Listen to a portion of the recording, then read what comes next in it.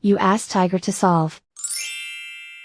This deals with linear equations with one unknown. The final result is x equals -64.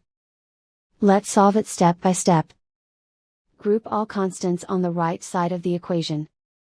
Add 16 to both sides. Simplify the arithmetic.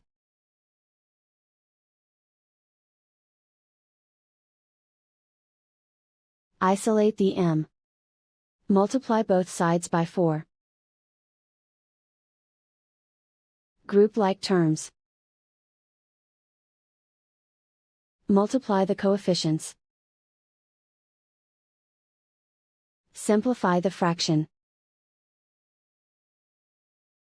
Simplify the arithmetic. And so the final result is x equals -64.